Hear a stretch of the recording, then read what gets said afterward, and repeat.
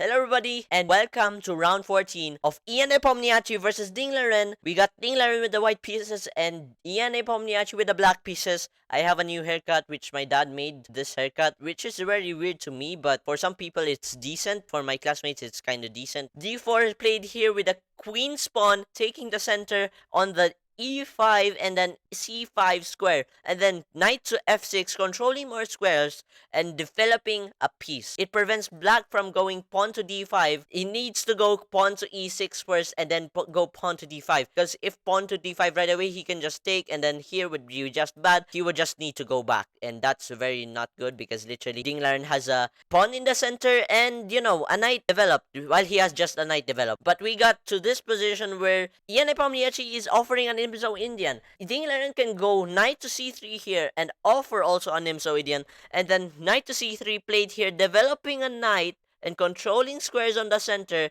and then we got bishop to b4. 3, trying to open up the bishop to make it go to a square. By the way, Ian Nepomniachtchi doesn't just take the knight, because if Ian Nepomniachtchi were to take the knight, then it would be good for Ian Nepomniachtchi. But castling is better for him to castle than, just take a knight and then double the pawn structure. I think it's much more valuable to castle because it connects the queen and the rook. We got to this position, and then we got castles, and then bishop to d2. Really great. And now black cannot take because the bishop will just take and not the pawn, because if white were to take it with the pawn, he would have very bad pawn structure. And if he were to have bad pawn structure, that would mean the pawn that is on the backside, which is very weak and literally cannot be defended. Sure, it can be defended by bishops, queens, and rooks, and knights, but it cannot be defended by a pawn, which is really weak. And these pawns can be defended by a pawn. So in conclusion, black is better than white if,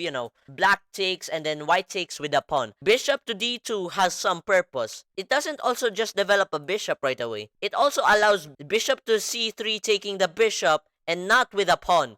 And now we got this very cool bishop right here, which is defending the pawn on d4, which is really developed right here. It can go anywhere. So we got bishop to d2 here, developing the bishop, and then pawn to d5 and did not take. And then pawn to d5 here, attacking the pawn on c4. White can just immediately take a right away and taking the center right here, like this, and now black has one pawn in the center. However, that didn't happen because they're grandmasters, and I don't know why that didn't happen. But anyways, knight to f3, developing the knight, taking more squares at the center, and then pawn to c5. We got an early aggressive attack here, which, challenges more pawns. And this is called a cube, I think. Or at least what Gotham said. Or maybe he just made things up. This cube right here is about to destroy.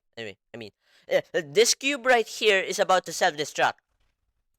So we got takes and then queen to c2, which literally maybe pointing out the queen to this pawn right here and maybe literally making it active so that it can go to many squares, but these two squares are just... And now we got takes on the c4 pawn and then takes with the bishop on c4 now, and we got this very good bishop which points out to this pawn and maybe this pawn later if this pawn pushes, which is really great. This bishop is very powerful right here.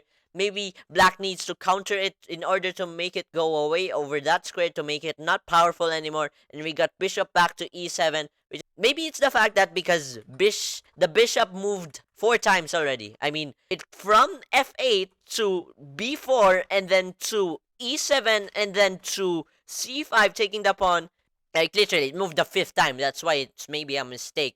Pawn to h6 attacks the knight, but Ding Liren has tricks up his sleeve here. We got pawn to h4, which defends the knight, but if black takes the knight, which is more valuable than a pawn, if black takes the knight, appetizing for black, then white can just take the pawn on g5 and then open up the file for the rook for checkmate over here. This pawn is attacking the knight. So this means that the knight has to move in order to escape the pawn's attack. So he can just go here, here, here. However, if he moves the knight to this square, then this is mate. This is mate right away, look. Boom, checkmate. See? But that didn't happen in the game. What happened in the game, Ian Nepomniachtchi ignored all of that and literally goes queen to c7. Like, what? I mean, that's actually a good move. That is actually the best move in all of the moves. Just ignoring this crazy knight move, which is a sacrifice, really. And it's just attacking a bishop, which is really principled. And also maybe in the future, connecting more rooks over here. Bishop to e2 back here. Okay, we got rook to d8 and then rook to c1 and then knight to f8 and then knight to e4 and a very large trade with knight to black knight taking on e4 and then white knight taking on e4 and then the black king taking the queen and then the rook taking the queen, and we got this very good position where we have no queens on the board. We got bishop to b4 here, which literally, if black takes the bishop, it's a real benefit to black. And black did that. Like, literally, look. Black did that. And literally, now we got 2 pawns, which is really bad. We got a very, very balanced position where it's very symmetrical for the bishops. Bishop to b4 is just an inaccuracy. Doubles the pawn structure. Why would you do that? Why would you double your pawn structure? There are no pawns right beside them that can support them. These 2 pawns can no longer have a pawn supporting each other because literally all the pawns beside them have completely gone. And this move has gone into the b file, which means that this pawn cannot support this pawn anymore. And these pieces are the ones that only can defend it. So which means black has the advantage over here. Knight to c5, just, advancing the knight forward, and we got bishop to g2. Anyways, that attacks the rook, and now rook to g1. Rook to g1 is a okay move, but bishop to c6 or bishop to d5, he has to choose between these 2 squares to retreat back to the bishop, or else it will be just a blunder, But anyways, bishop to d5 or bishop to c6. Bishop to c6 would be a great move, because if this happened, the black bishop cannot take, and the black bishop has to go here. Anywhere else is a blunder, or going back is just a trade, which white were to attack the bishop, then now black goes to b6, and then over here, if white takes the bishop, black takes the knight, and then rook takes the pawn. And if black takes the pawn on d5, in long term, we got 4 big islands that are isolated. Ding literally has 4 isolated pawns right now. And the only things that can defend it are the rooks, the bishops, and the rooks. No pawn can defend another pawn if Dings were at this position right here. And black's pawns are okay, because literally they are connected. But Ian Nepomniachtchi goes to d5, which is an inaccuracy. Okay, pawn to b5, attacking the bishop. Bishop goes back to e8. Why does it, makes it a great move? I don't know. Maybe that's the only move that the bishop can go back. Knight to b7, attacking the rook. Rook goes to b4, escaping the danger of the knight. Rook to c4, involving a rook trade and also defending the pawn. And we got knight to c5 and then rook to c7, which is a good move because that pins the knight. Whenever the knight moves away, the rook can just take the rook right away. Free rook. The knight can just move anywhere, because you know why? Because the knight can just move, and then if black takes that, the pawn can just take the rook.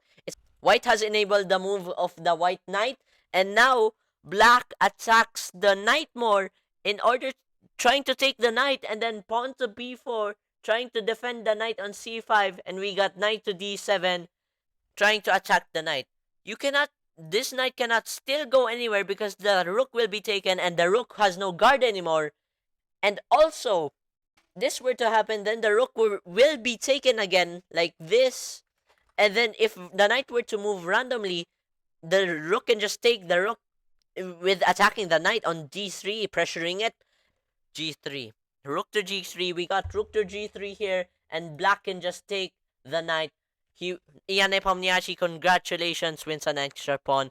But from this move right here, Ding Liren calculated actually, after this move right here, that Ding Liren just checks him, and then literally the king has to move away, and then the rook can just check him right away and just breach in, but goes for the good move d3, and then Just developing the bishop, maybe also. Goes bishop to d3 and then rook to d8, attacking the bishop. We got king to e2 here, rook to c3, pressuring the bishop more. We got the bishop on d3 pressured twice already, and the bishop, white gives a check, king to e7, rook to g3, defending the bishop on d3, and then rook to h8, and then rook to d6.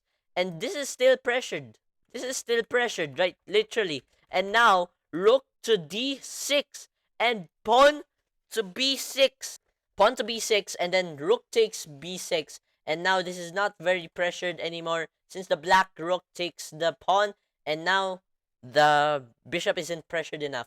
And now, Dingleren sacrificed the rook in order to check the king, and now black needs to take, and then rook to c3 involves a very large rate, but Nepo plus 1 pawn here is playing for a win, and then king to e7, rook to c3, this pawn is maybe going to queen. He is winning. Nepo is winning from this pawn, which is going to be a queen soon, and then now it starts to be a queen, make a queen. Nepo tries to make a queen. Dingleren prevents that by making a check, and so we got to this position, which is literally not a draw, and black is winning. Why is black winning? We got this pass pawn here, which is going to be a queen soon. And then now, what is black going to do? Trying to queen it. And then rook to a2, trying to defend the pawn and maybe pushing it. And if it pushes, and the rook is still defending when the pawn pushes. And now we got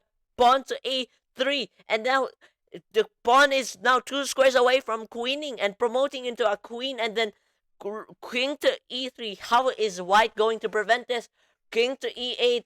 King to e2, and then king to f3, and then we got to this position where white just takes the pawn, since trying to still attack the pawn, but now we got check with protecting the pawn, and then king to g2. Oh no, what is white going to do here? This pawn is going to be a queen soon on the a1 square, but Dingleren sacrificed the pawn, which if you take, this pawn will also queen. This pawn will also queen. This black pawn cannot still push, because if white pushes and then black pawn pushes, then the white rook can just again take it. And then king to b7, and then rook to a4, and then king to c6, and then king to b5. And we got to this position where the pawn kind of pushes for white, it needs to push. Okay, there we go.